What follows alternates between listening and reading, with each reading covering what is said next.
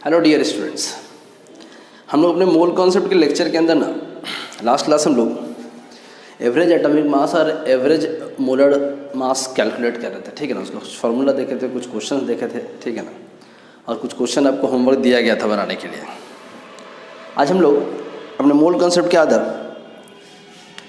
आगे next topic पढ़ेंगे हम लोग वेपर डेंसिटी। क्या पढ़ेंगे? Vapour density. ठीक है, शॉर्ट में वीडी से डिनोट करते हैं। ठीक है ना, देखिए वेपर डेंसिटी है क्या ना, समझिएगा इसको। ठीक है ना, अच्छा तो हम लोग को फार्मूला से ही काम चल जाएगा। ठीक है ना, लेकिन कभी कभी स्कूल्स में आप लोग में जो भी बच्चे अभी 10th करके अभी जो 11th में एडमिशन लेंगे, ठीक है ना, तो सीबीएसई बोर्ड वाले में जनरली आपके फॉर्मेटिव समेटिव जो भी एग्ज़ाम हो, ठीक है ना, उस एग्जामिनेशन के अंदर पूछता ही क्वेश्चन। ठीक है ना, डिफाइन वेपर डेंसिटी। ठीक है,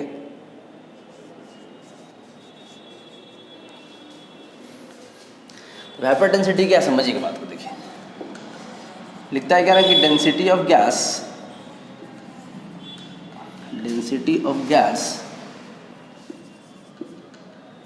relative to the density of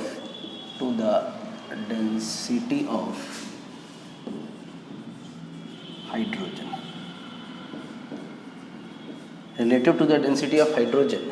ठीक है ना, at same temperature and pressure.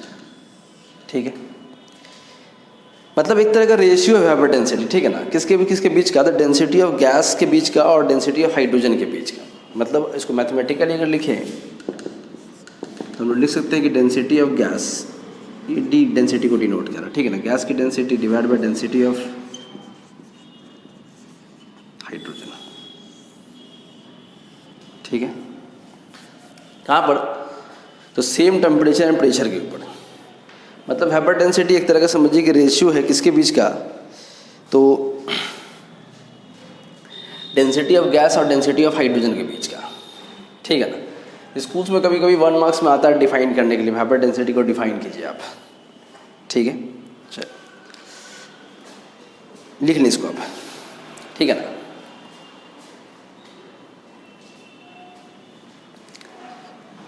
देखिएगा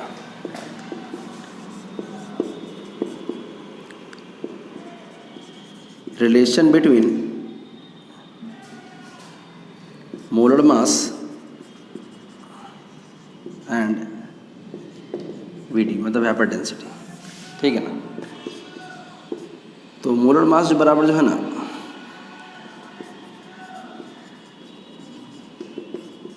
टू इंटू वेपर डेंसिटी होता है। ठीक है, अब क्वेश्चन में पहले से अगर वेपर डेंसिटी दे रखा है, आपको कुछ नहीं करना, 2 से मल्टीप्लाई कीजिए तो सब्सटेंस का मोलर मास निकल के आ जाएगा। पहले भी हमने मोलर मास कैलकुलेट किया, आपको याद ही होगा। ठीक है ना, एटॉमिक मास की हेल्प से हम लोग खैर वेपर डेंसिटी की हेल्प से भी निकाल सकते हैं, या आपको मोलर मास दे रखा है, आपको या पता है या निकाल सकते हैं। ठीक है, तो आप उसको 2 से डिवाइड कर दिए तो वेपर डेंसिटी उस गैस का निकल के आ जाएगा हमारे पास। ठीक है, ठीक है ना, हालांकि इस फार्मूले से काम आपका चल जाएगा, लेकिन ये फार्मूला आया कहाँ से? ठीक है ना, कैसे आ गया है, इसका डेरिवेशन आपको हम बता दे रहे हैं।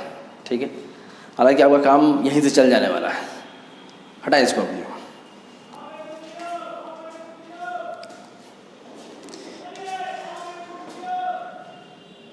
हटा रहा हूं इसको।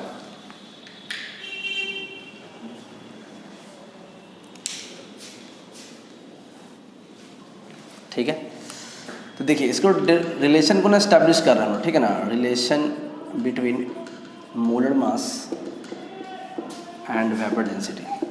ठीक है, फॉर्मूला यही आने वाला है, अभी डिराइव कर रहे हैं अभी हम आपको। ठीक है, दिखा रहे हैं आपको हम डिराइव करके। देखिए 2 क्लास पहले 3 क्लास पहले आपको थोड़ा जाना पड़ेगा। एक फार्मूला हम लोग पढ़े थे। ठीक है ना, PV = nRT, ideal gas equation बताए थे आपको हम जिस टाइम वो एवोगैड्रोस हाइपोथेसिस पढ़ा रहे थे जिस टाइम आपको हम।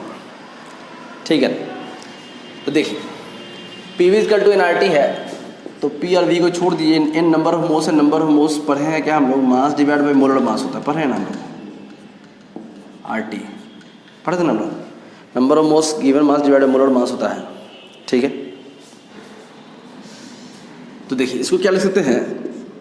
EM को यहाँ ले आए, मोलर मास को यहाँ। ठीक है ना, ये mass divide by volume R T होगा ना, लिख सकते हैं ना। ये वॉल्यूम को यहाँ ले आए, मोलर मास को यहाँ ले आए, मास डिवाइड बाई वॉल्यूम क्या बन जाएगा, डेंसिटी बन जाएगा। ठीक है, तो डेंसिटी बराबर क्या लिख सकते हैं, PM बाई आर टी। ठीक है, क्लियर है बात, ठीक है ना।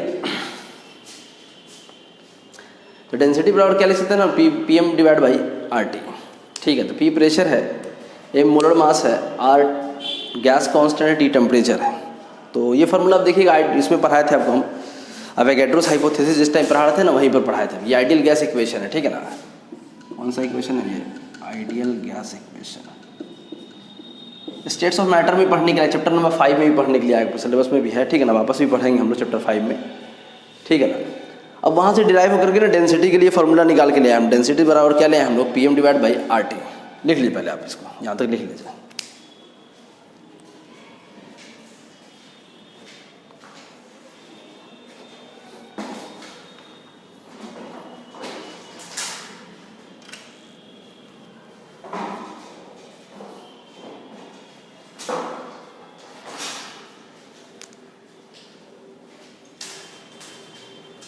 ठीक है, देखिएगा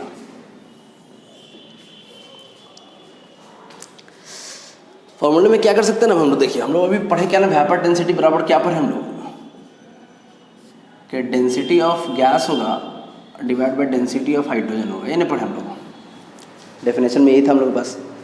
देखिए अगर इस फॉर्मूले से डेंसिटी ऑफ गैस के लिए पुट करें हम लोग, तो क्या पुट कर सकते हैं, PM बाई आर टी। और यहाँ भी क्या पुट कर सकते हैं, PM by R T put कर सकते हैं ना। लेकिन ये जो M मोलर मास है ये गैस का है, और ये जो M मोलर मास है किसका है, H2 हाइड्रोजन का है। समझे कि नहीं बात को,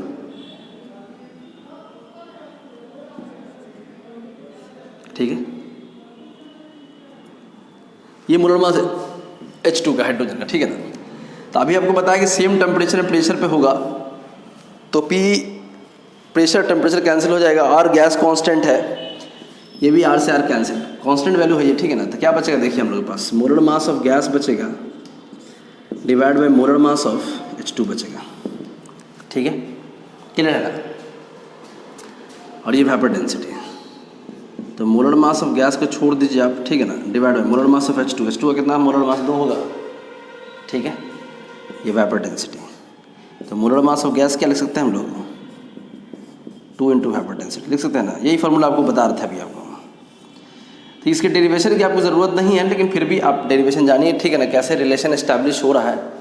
हालांकि आपका काम तो फार्मूले से ही चल जाएगा, ठीक है ना, लेकिन फिर भी आप समझिए कि रिलेशन एस्टैब्लिश कैसे हो रहा है ये, ठीक है ना। चलिए लिख लीजिए आप इसको जहाँ तक पहले। तो फार्मूला याद रखेंगे आप कि molar mass equal to 2 into vapour density होता है, ठीक है।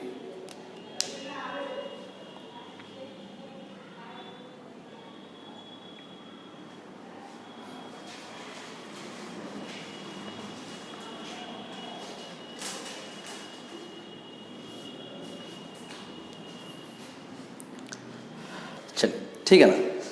ये जो फार्मूला आया ना, ये हम लोग के पास फॉर अ सिंगल सब्सटेंस है, ठीक है ना, फॉर अ सिंगल सब्सटेंस। आप कहें इसका क्या मतलब है सर, सिंगल सब्सटेंस का मतलब एक ही कोई गैस है, ठीक है ना। अगर वो लास्ट क्लास जैसे पढ़ रहे थे हम लोग कि एक से ज़्यादा डिफरेंट गैसेस अगर वहाँ पर हम लोग इन्वॉल्व है, तो हम लोग क्या निकालते थे, वहाँ पर एवरेज मोलर मास कैलकुलेट करते थे। या कोई एलिमेंट वाला केस होता था तो वहाँ पर हम एवरेज एटॉमिक मास कैलकुलेट कर रहे थे, है ना। तो मॉलिक्यूल केस में एवरेज मोलर मास निकाल रहे थे, और एलिमेंट वाले केस के अंदर एवरेज एटॉमिक मास निकाल रहे थे हम लोग। खैर एक ही गैस होगा, फिर सिंगल सब्सटेंस, तो हम लोग ये फार्मूला लगाएंगे।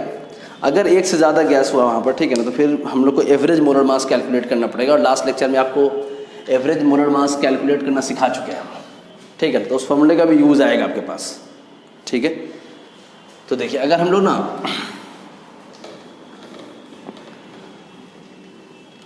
ये लिख दें फॉर मिक्सचर ऑफ गैस, ठीक है ना, फॉर मिक्सचर ऑफ गैस, उसके लिए फार्मूला देखिए क्या बन जाएगा। ये जो M जो है वो मिक्सचर का होगा, ठीक है ना, गैस के मिक्सचर का मोलर मास होगा, या एवरेज मोलर मास के जो कहिए आप इसको, ठीक है ना, बात एक ही है। एवरेज मोलर मास या मिक्सचर का मोलर मास होगा 2 इंटू वेपर डेंसिटी का। वेपर डेंसिटी भी किसका, मिक्सचर का होगा। जहाँ पर दो या दो से ज़्यादा गैस आपस में इन्वॉल्व होगा, ठीक है ना, वहाँ पर हम लोग वेपर डेंसिटी इस फॉर्मूले से निकालेंगे या फिर मोलर मास इस फॉर्मूले से निकालेंगे एवरेज वाले से। तो आप एम मोलर मास लिखिए, मिक्सचर लिखिए, या फिर आप एम एवरेज भी लिख सकते हैं आप इसको, आप ठीक है ना, 2 इंटू वेपर डेंसिटी एवरेज, ठीक है ना। तो मिक्सचर का मतलब वही एवरेज भी है, ठीक है, क्योंकि वो गैस के अंदर दो या दो से ज़्यादा गैस हुआ तो हम लोग यही फार्मूला लगाएंगे, ठीक है ना। चलिए लिख लीजिए आप।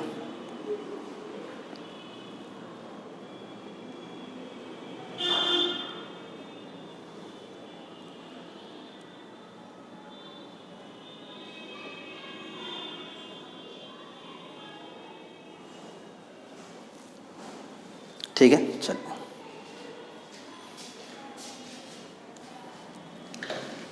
अब देखिए,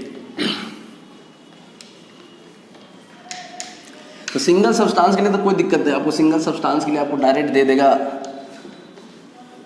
मोलर मास दे देगा, तो मालूम ही आपको, ठीक है, डेंसिटी वेपर डेंसिटी निकाल सकते हैं, और वेपर डेंसिटी मालूम तो मोलर मास निकाल सकते हैं 2 से मल्टीप्लाई करके, ठीक है ना। मेन प्रॉब्लम आता है मिक्सचर के अंदर। सपोज कि मिक्सचर है कुछ इस तरह का कि लिखा है कैलकुलेट, क्वेश्चन है ये, calculate the vapour density of mixture containing O2 and O3 in the mole ratio 2:1, ठीक है ना, ठीक है। O2 और O3 मोल रेशियो में मौजूद है कितना के 2:1 में। तो आपको लास्ट लेक्चर याद होगा शायद, ठीक है ना, वहाँ भी हम लोग मोल रेशियो की हेल्प से एवरेज मोलर मास कैलकुलेट कर रहे थे, या फिर मिक्सचर का मोलर मास कैलकुलेट करें, जो कहिए उसको आप, ठीक है ना। तो देखिए एक मिक्सचर है, आप समझिए, सॉल्यूशन समझिए, देखिएगा आप अच्छे से देखिएगा, समझिएगा, ठीक है ना। इसमें O2 है और क्या है, O3 है, ठीक है, O3 नहीं, ठीक है ना, O3 ओजोन है, ठीक है ना। चलिए O2 रेशियो क्या है, मोल रेशियो 2:1, ठीक है। तो हम लोग को निकालना वेपर डेंसिटी है, तो वेपर डेंसिटी और मोलर मास में रिलेशन, ठीक है ना। तो हम लोग तो मोलर मास तो चाहिए, क्योंकि बिना उसके तो निकाल नहीं सकते हैं। तो क्योंकि मिक्सचर ऑफ गैसेस है, तो हम लोग वापस से वही मिक्सचर का मोलर मास निकालेंगे, एवरेज मोलर मास निकालेंगे, ठीक है ना। तो फार्मूला भी शायद आपको याद हो, फार्मूला था A1N1 plus A2N2 divide by N1 plus N2, है ना। मॉलिक्यूल केस में हम लोग A1 की जगह पर जो है M1 लिखे थे, वहाँ पर आपको याद होगा शायद, है ना। तो आपको दिक्कत नहीं, नोटेशन है, आप A1 को ही मोलर मास कह सकते हैं, कोई दिक्कत नहीं उससे, ठीक है। नोटेशन आपको की मर्जी, आप A1N1 यूज़ कीजिए या फिर M1N1 यूज़ कीजिए आप, ठीक है, उससे कोई फ़र्क नहीं पड़ता, बात समझने से मतलब है, ठीक है। नोटेशन से कोई दिक्कत नहीं, देखिएगा। तो N1 और N2 का रेशियो तो 2:1 है। A1 देखिए इसका कितना मोलर मास होगा, 32 होगा, 32, रेशियो कितना है 2, प्लस इसका मोलर मास 16-48 1, ठीक है ना। N1 1 प्लस N2 मतलब 2 + 1 3, समझे कि नहीं, है ना, ये समझे कि नहीं, 2 + 1 है, ठीक है ना। N1 का वैल्यू 2 है, I + 1, ये 32 कहाँ से आया, तो 16 दूना 32, एक ऑक्सीजन का 16 होता है, 2 ऑक्सीजन 32 होगा, तो एक ऑक्सीजन 16, 3 ऑक्सीजन तो 48 होगा, 48 होगा, ठीक है। चलिए आइए यहाँ पर, तो मिक्सचर का मोलर मास देखिए कितना निकल के आएगा, मिक्स, ठीक है, 32 दूना 64 होगा, 64 होगा, प्लस 48 होगा, डिवाइड बाई 3 होगा, ठीक है ना। जोड़ लिया 8 4 12 होगा, 6 4 10 11 होगा, 112 डिवाइड बाई 3, ये हम लोग क्या निकल के आया, एवरेज निकल के आया किसका, या मिक्सचर का मोलर मास निकल के आया, जो कहिए आप। लास्ट क्लास यूज़ किए थे फॉर्मूले, ठीक है ना, क्वेश्चन से बनाए थे हम लोग। चलिए खैर एक लाइन एक्स्ट्रा आ गया हम लोग पास, क्या आ गया, यहाँ तक तो हम लोग लास्ट क्लास भी कैलकुलेट किए हैं, और भी क्वेश्चन क्लोरीन का कैलकुलेट किए थे, ठीक है ना। O2 और 3 भी शायद था। अब देखिए वेपर डेंसिटी के लिए आइए ना,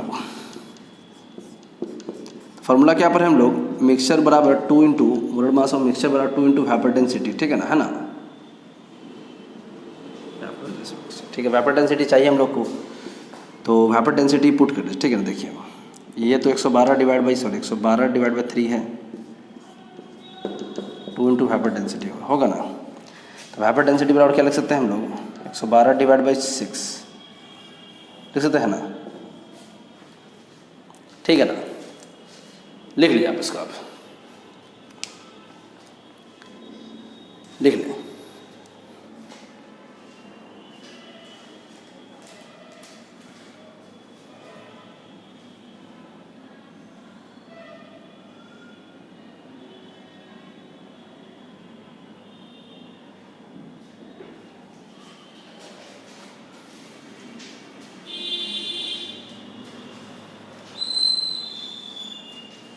ठीक है, देखिए क्वेश्चन में थोड़ा सा चेंज करें सेकंड क्वेश्चन में, ठीक है ना। लिखा है क्या ना, calculate the vapour density of gaseous mixture, ठीक है ना, containing gaseous mixture containing O2 and O3 in the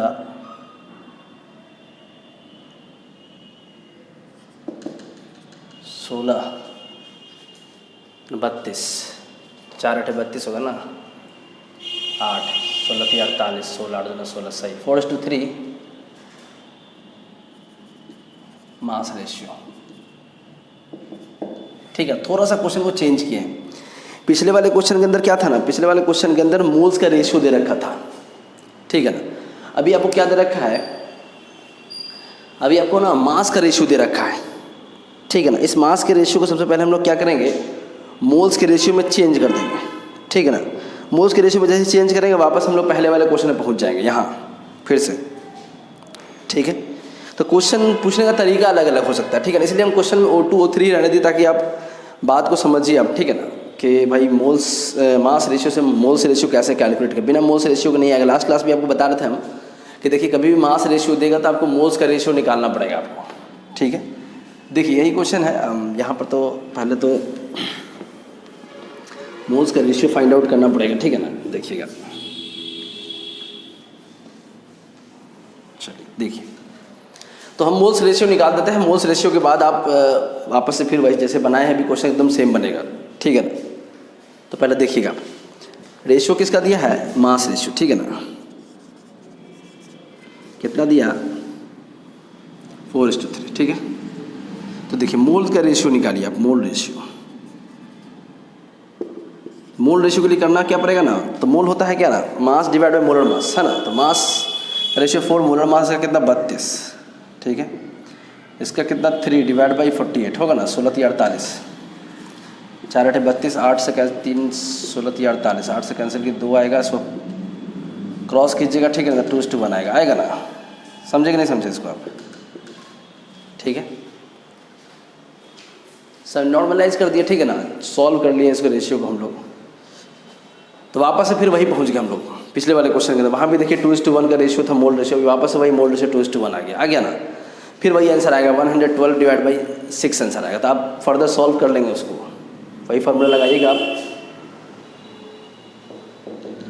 A1 N1 plus A2 N2 divide by N1 plus N2, ठीक है। ये फार्मूला लगाइए आप, ठीक है ना। तो A1 32, ठीक है ना, into 2 plus 48 into 2 sorry 1 divide by 3, 112 divide by 3, है ना, यही ना आया था पीछे, ठीक है। तो वेपर डेंसिटी बराबर क्या लिख सकते हैं, 112 डिवाइड बाई 6 आ जाएगा। पीछे वाला जैसे ही था वैसे ही बना रहा है, राइट लिख दिया आंसर, ठीक है ना। लिख लीजिए आप इसको।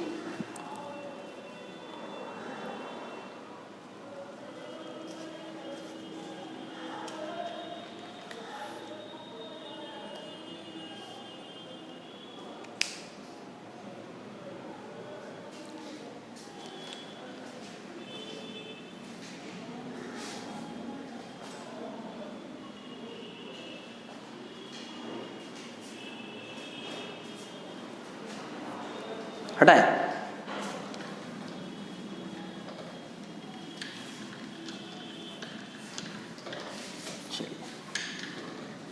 खैर वेपर डेंसिटी का फॉर्मूला याद रखिए, आगे भी हम लोग यूज़ करेंगे। आगे एक चीज़ पढ़ने वाले हैं एम्पेरिकल फार्मूला और मॉलिक्यूलर फार्मूला, हालांकि शायद हो सकता है 9th में पढ़े भी होंगे आप, ठीक है ना।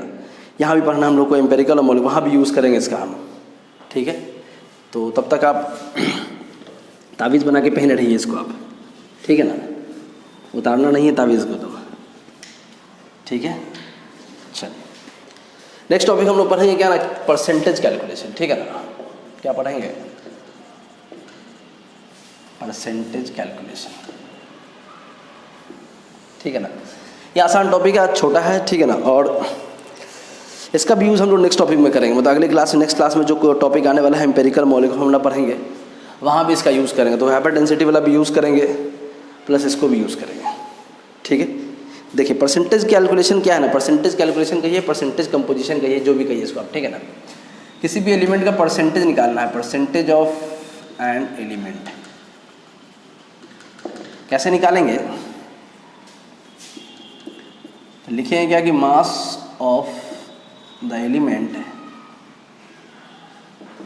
इन द कंपाउंड या मॉलिक्यूल, ठीक है ना, divide by molar mass of the compound. अब परसेंट के लिए 100, जैसे आप अपने मार्क्स का परसेंटेज निकालते हैं, है ना। जैसे अभी आप 10th एग्ज़ाम दिए हैं, 10th क्लास का एग्ज़ाम, तो आपको सपोज़ कीजिए 400 किसी बच्चे को नंबर आता है, ठीक है ना, तो टोटल में कितना 500 है सपोज़, ठीक है ना। तो परसेंटेज के लिए हम लोग क्या करेंगे, 100 से मल्टीप्लाई करेंगे, 10 सन्नाटा होगा, 5 से कैंसिल किए 80% आएगा ना। तो जैसे अपने मार्क्स का परसेंटेज निकालते हैं, वैसे किसी भी कंपाउंड, किसी भी मॉलिक्यूल के अंदर उस एलिमेंट का परसेंटेज निकालना है कि कितना परसेंटेज वो एलिमेंट है वहाँ पर, ठीक है। तो उसके लिए फार्मूला ये है कि परसेंटेज ऑफ एन एलिमेंट, ठीक है ना, या परसेंटेज ऑफ अपने मार्क्स का निकालते हैं तो obtain marks divide by total marks, ठीक है ना, और इंटू 100। सेम चीज़ यहाँ पर जो एलिमेंट का अपना इंडिविजुअल मास होगा उसका मास होगा divide by total molar mass होगा, ठीक है ना। परसेंटेज के लिए क्या लिखेंगे हम लोग, 100 लिखेंगे, ठीक है। बचपन से क्लास 2-3 से आप परसेंटेज निकालते आए हैं, कोई बड़ी बात तो है नहीं, है ना। चलिए देखिएगा, हम लोग परसेंटेज कैलकुलेट करें, ठीक है। जैसे मान लीजिए कोई पहला एग्जांपल है हम लोग, ठीक है ना, ये C6H6 बेंजीन ले रहे हैं एग्जांपल में, ठीक है। तो बेंजीन का मोलर मास अगर आप निकालिए, ठीक है ना, इसका मोलर मास निकालिए अगर आप, तो कार्बन का 12 × 6, ठीक है ना, होगा ना, प्लस 1 × 6, कार्बन का 12 होता है, एक कार्बन का 12 होता है, 12 से मल्टीप्लाई करें 6 को, ठीक है ना, 12 से 72 हो जाएगा, और एक हाइड्रोजन का 1 होता है, ठीक है ना। टोटल हाइड्रोजन कितना हम लोग के पास 6, ठीक है ना, 6 से मल्टीप्लाई कर दीजिए आप, तो टोटल कितना आएगा 72 आएगा, ठीक है ना, प्लस 6 आएगा, कितना आएगा 78 ग्राम पर मोल, ठीक है। उम्मीद करते हैं ये सब तो आपको निकालने आ गया होगा अभी तक, ठीक है ना। इतना कुछ हम लोग पढ़े हैं, इतनी बार मोलर मास कैलकुलेट किए हैं, ठीक है ना, तो आ ही गया होगा ये सब चीज़ तो आपको निकालने, ठीक है। कोई बड़ी बात तो है नहीं। एटॉमिक मास अगर अभी भी याद नहीं किया आप में से जो भी बच्चे, ठीक है ना, तो आप एटॉमिक मास ज़रूर याद कर लें आप, ठीक है। आपको न्यूमेरिकल पोर्शन परेशान नहीं करेगा आपको, ठीक है ना, ज़्यादा ट्रबल क्रिएट नहीं करेगा। वरना अगर आप छोड़ देंगे, ठीक है ना, इस भरोसे पर कि अगला लिख के दे देगा, ठीक है, कभी कभी लिख के देता भी है, ठीक है ना। अगर नहीं लिख के दिया तो फिर किसको ढूंढने जाइएगा आप कि लिख के दिए नहीं दिए तुम, है कि नहीं। तो आप अपनी तैयारी करके जाइए, किसी दूसरे के भरोसे किसी पर नहीं जाना है कि अगला बोर्ड वाला या फिर जेईई मेडिकल लिख के देगा तो फिर बनाएंगे, अगर नहीं दिया तब, ठीक है ना। तो आप इस चक्कर में ना रहें, आप याद कर लें, आपको भी ठीक लगेगा, अच्छा होगा, सहूलत होगी आपको। खैर मुझे तो सहूलत हो ही जाएगी, ठीक है ना। देखिए परसेंटेज ऑफ कार्बन, जितना भी एलिमेंट है ना उन सब का परसेंटेज कैलकुलेट करना हम लोग को, ठीक है। तो कार्बन है हाइड्रोजन है, तो दोनों का परसेंटेज निकालें। तो देखिए कार्बन पर का परसेंटेज निकालेंगे तो कार्बन का मास निकालेंगे, देखिए टोटल मास कार्बन का कितना 72 है, कितना में आउट ऑफ कितना 78, है ना। जैसे अपने मास का परसेंटेज निकालते हैं आउट ऑफ, ठीक है ना, और परसेंटेज के लिए 100 है। आप इसको सॉल्व कर लीजिए, 92.3% शायद आता है, ठीक है ना। इसी तरह परसेंटेज ऑफ हाइड्रोजन कैलकुलेट किया था, हाइड्रोजन का मास 7, ठीक है ना, सॉरी 6 नहीं, यहाँ पर है 6, ठीक है ना, 6 लिखेंगे हाइड्रोजन, ठीक है ना। टोटल कितना 78, ठीक है। परसेंटेज के लिए 100 है, 7.7%। वैसे भी दो ही एलिमेंट है, ठीक है ना, हम लोगों के पास, और दोनों मिला के 100% होगा। तो जब कार्बन 92.3% है तब 100 में से 92.3% को माइनस भी कर डायरेक्ट आपका 7.7 आ जाएगा, ठीक है ना। इसको कहते हैं बिहारी बुद्धि, ठीक है। बात समझ में आएगी नहीं, या तो अलग अलग आप निकाल लीजिए, ठीक है ना, या नहीं। तो दो ही एलिमेंट है हम लोग के पास, तो एक का जब निकाल लिए कि 92.3% है तो 100 में से 92.3% को माइनस कर देंगे, आ जाएगा दूसरे वाले का हमारे पास, ठीक है ना। लिख लें आप इसको,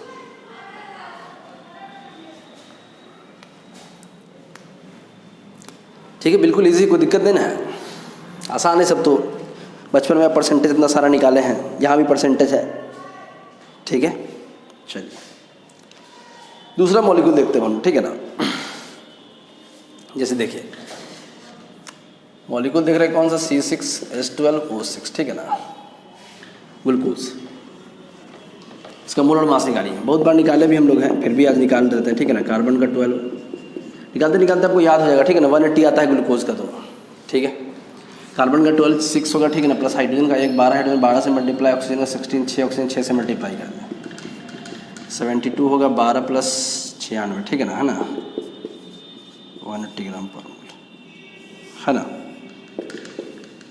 तो यहाँ पर 3 एलिमेंट है, कार्बन हाइड्रोजन एंड ऑक्सीजन है, ठीक है। तो कार्बन हाइड्रोजन निकालिए, अब देखिए कितना कितना आता है, ठीक है। कार्बन हाइड्रोजन एंड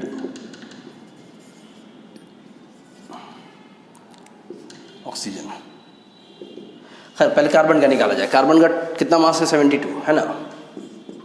कितना में है, 180 में, 180 परसेंटेज के लिए 100, इसको सॉल्व कर लिए 40% आएगा।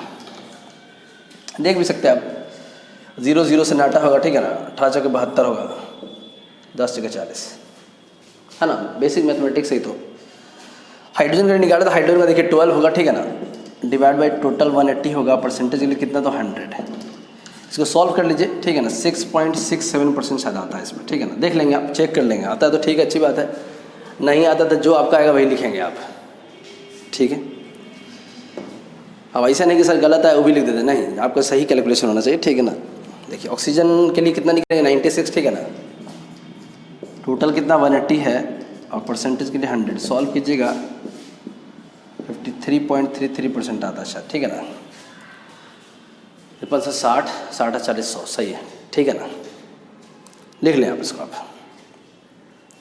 ये बेसिक कैलकुलेशन का क्वेश्चन सब है, बिल्कुल ठीक है ना, सीधा सीधा क्वेश्चन है, ज़्यादा कुछ तामझाम है नहीं इसके अंदर, ठीक है ना। लिख लें आप।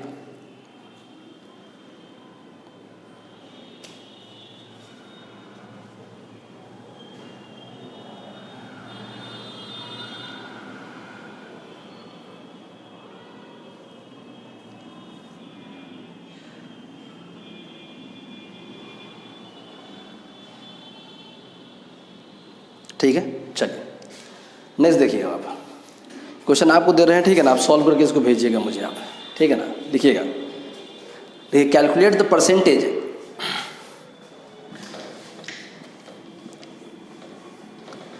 Calculate the percentage of sulphate ion, calculate the percentage of sulphate ion. Sulphate ion किसको बोलते हैं ना, SO4 2- को सल्फेट आयन कहते हैं, ठीक है ना। बचपन में पढ़ा होगा, सुना होगा, देखा होगा कहीं आप, खैर नहीं भी देखा है फिर भी आप जान लीजिए कि SO4 2- को सल्फेट आयन कहते हैं, ठीक है। Calculate the percentage of sulphate ion in potash alum K2SO4 Al2SO4 whole 3.24H2 is the formula of potash alum. आसान भाषा में इसको फिटकरी कहते हैं, क्या बोलते हैं, फिटकरी, ठीक है। लिख ले आप इसको आप।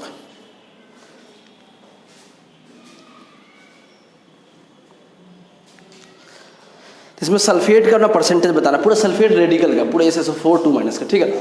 वहाँ भी सल्फेट है, यहाँ भी सल्फेट, आप देख लेंगे टोटल नंबर ऑफ सल्फेट कितना मिलता है आपको, ठीक है ना। उस सल्फेट के हिसाब से आप उसको कैलकुलेट कर लेंगे,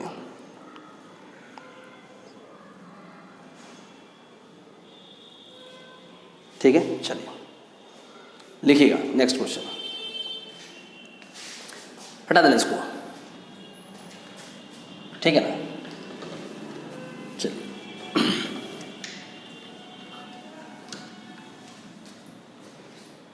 लिखिए नेक्स्ट, लिखिए insulin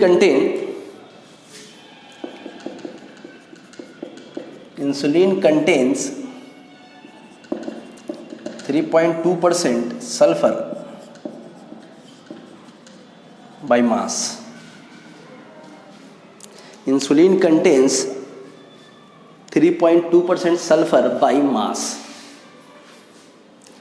3.2% sulfur by mass.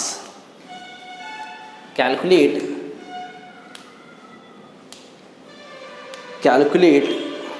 The minimum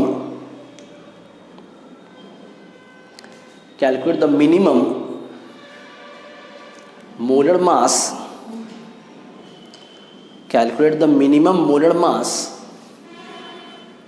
of insulin. Calculate the minimum molar mass of insulin. ठीक है, तो इंसुलिन का ना मिनिमम मोलर मास आपको बताना है इसके अंदर, ठीक है। इसमें परसेंटेज ऑलरेडी दे रखा है, ठीक है ना। इंसुलिन एक बायोलॉजिकल टर्म है, ठीक है ना, हम लोग को यहाँ पर उससे मतलब नहीं है फार्मूले से, ठीक है ना। देखिए मिनिमम मोलर मास बताना हम लोग को, ठीक है। तो दिया क्या क्या है आपको ना, परसेंटेज ऑफ सल्फर दे रखा है, ठीक है ना, कितना 3.2%, ठीक है। तो मिनिमम मोलर मास कैलकुलेट करना हम लोग को। तो मिनिमम का मतलब ये हो गया कि देखिए वो जो इंसुलिन है उसके अंदर मिनिमम सल्फर अगर कैलकुलेट करें तो एक सल्फर तो होगा, तब तो मिनिमम हुआ ना। सल्फर नहीं होता तो फिर तो बात ही खत्म है, कहानी ही खत्म। फिर तो यहाँ सल्फर का मोलर मास ये परसेंटेज क्यों देता है आपको। मिनिमम का मतलब ठीक है एक से ज़्यादा हो सकता है, 2 हो सकता है, 3 हो सकता है, 5 हो सकता है, 10 हो सकता है, जो भी हो, ठीक है ना। लेकिन फिलहाल सिर्फ मिनिमम की बात कर रहा है। तो मिनिमम का मतलब ये होगा कम से कम एक सल्फर तो होगा वहाँ पर, ठीक है। तो समझिएगा बात को। देखिए परसेंटेज ऑफ सल्फर कैसे निकाले हम लोग, सल्फर का मास। तो सल्फर का मास कितना 32 होगा, सल्फर का परसेंटेज निकाला, सल्फर का मास है, कार्बन का परसेंटेज, कार्बन का मास आ रहा था। सल्फर का मास कितना 32, और कम से कम कितना होगा सल्फर, एक सल्फर तो होगा, क्योंकि क्वेश्चन में लिखा है क्या ना कि मिनिमम मोलर मास में इंसुलिन चाहिए, मिनिमम कम से कम, तो कम से कम एक सल्फर तो होगा वहाँ पर, ठीक है। और ये मोलर मास चाहिए हम लोग को, ठीक है ना। और परसेंटेज के लिए कितना था 100 है ना, ये मोलर मास चाहिए हम लोग को, ठीक है। तो ये देखिए परसेंटेज कितना दिया 3.2, ये 32 divide by molar mass into 100, ठीक है। तो मोलर मास बराबर क्या लिख सकते हैं हम लोग 32 3.2 और ये 100 परसेंटेज का, ठीक है ना। ये पॉइंट को हटाइए 10 आएगा, 32 से 32 कैंसिल होगा। तो मोलर मास देखिए कितना आएगा, मिनिमम मोलर मास कितना आएगा, अगर एक सल्फर भी कंसीडर किया जाए तो मिनिमम मोलर मास कितना 1000 आने वाला है। खैर क्वेश्चन लिखा ही है कि भाई मिनिमम मोलर मास चाहिए, ठीक है ना, इतना तो होगा। क्योंकि अब ठीक है 2 सल्फर होगा, 10 सल्फर होगा, लेकिन यह क्वेश्चन ये मेंशन नहीं कितना नंबर ऑफ सल्फर है, ठीक है ना। तो मिनिमम ही लेके चलेगा, तो मिनिमम कम से कम एक तो होगा हम लोग के पास। बस में लिख लीजिए आप इसको।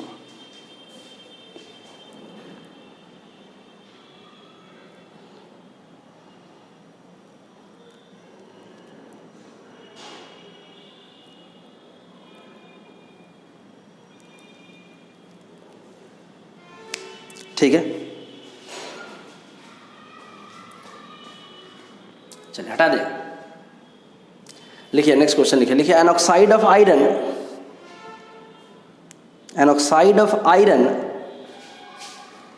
Contains 40% oxygen, 40% oxygen. An oxide of iron contains 40% oxygen. Calculate the number of oxygen atoms. Calculate the number of oxygen atoms in it. Calculate the number of oxygen atoms in it. Bracket में लिख लीजिए molar mass equal to 160 दिया हुआ, ये आपको दे रखा है, ठीक है ना। जो मेटल का जो ऑक्साइड है, आयरन का जो ऑक्साइड है, उसका मोलर मास 160 ये दे रखा है आपको, ठीक है। खैर अब समझिए बात को, देखिए कोई मेटल का ऑक्साइड, आयरन का ऑक्साइड है, ठीक है ना। मेटल का ऑक्साइड तो आयरन तो मेटल ही है, ठीक है ना। तो यहाँ पर ऑक्सीजन एटम्स बताना हम लोग को। देखिए समझिए बात को, परसेंटेज ऑफ ऑक्सीजन, ठीक है, कितना 40%। कोई मेटल का ऑक्साइड है, ठीक है ना, आयरन का ऑक्साइड दे रखा है, ठीक है ना। यहाँ पर ये ऑक्सीजन एटम कितना है नहीं मालूम, मान लीजिए कि n है, मान लेते हैं, ठीक है ना, ठीक है। आयरन कितना है पता नहीं है, ठीक है ना। खैर तो ऑक्सीजन का परसेंटेज इतना हो तो जाहिर सी बात है परसेंटेज ऑफ एफ आयरन का कितना परसेंट होगा, 60% होगा ना। तो हम लोग को नंबर ऑफ ऑक्सीजन एटम्स बताना, हम लोग कितना एटम्स है वहाँ पर हम लोग के पास, ठीक है। तो देखिए परसेंटेज ऑफ ऑक्सीजन।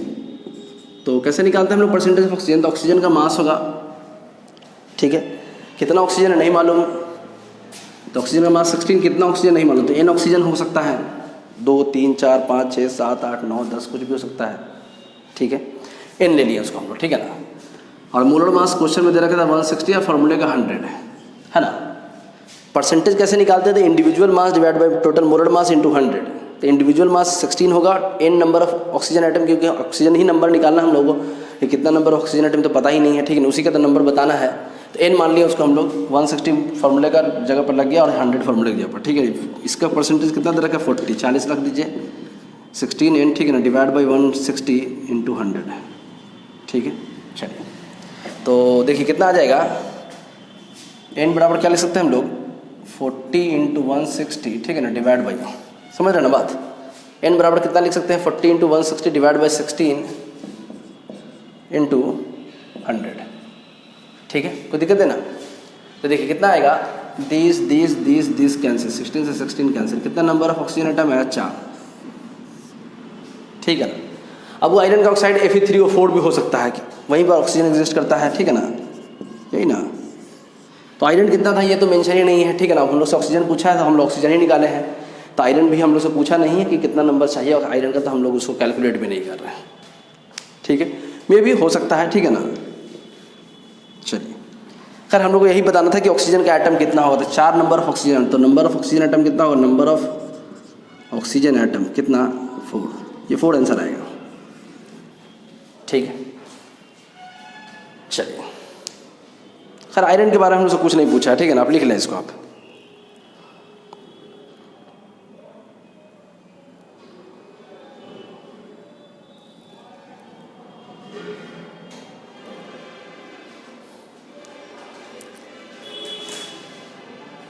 चलिए देखिए, लिखिए नेक्स्ट क्वेश्चन, होमवर्क दे रहा है आपको हम, ये बेसिक बात सब खत्म हो गया हम लोग का, ठीक है ना। तो आप क्या कीजिएगा, वो होमवर्क बना करके मुझे दिखा देंगे आप, ठीक है।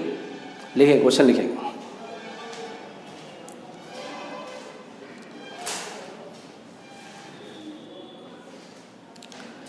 हटा रहे इसको, ठीक है ना।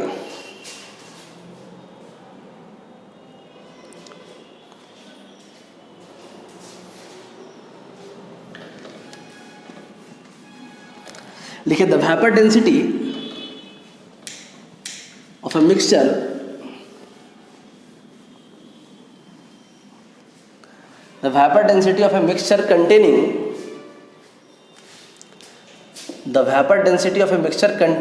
NO2 and N2O4. The vapor density of a mixture containing NO2 and N2O4 is 38.3 at 26.7 degrees Celsius. At 26.7 degrees Celsius. The vapor density of a mixture containing NO2 and N2O4 is 38.3 at 26.7 degrees Celsius. Calculate the number of moles of NO2. Calculate the number of moles of NO2. Calculate the number of moles of NO2 in 100 gram.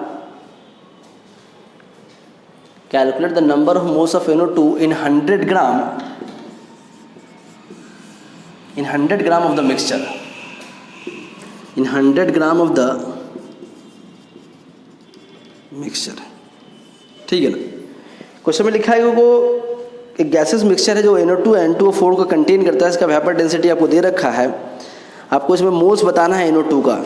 कब, जब mixture जो है ना total मतलब NO2 और N2O4 दोनों मिलाकर जो मिक्सचर है वो 100 ग्राम है तब, ठीक है। लिखिए नेक्स्ट क्वेश्चन, सेकंड क्वेश्चन लिखिएगा, अभी होमवर्क आप बना लीजिएगा, ठीक है ना। लिखिएगा, देखिए in hydrated chloride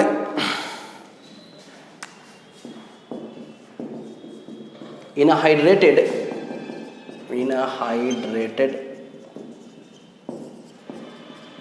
chloride of magnesium, in a hydrated chloride of magnesium, in a hydrated chloride of magnesium, percentage of water is, in a hydrated chloride of magnesium, percentage of water is 53.2%. Percentage of water is 53.2%. Percentage of water is 53.2%.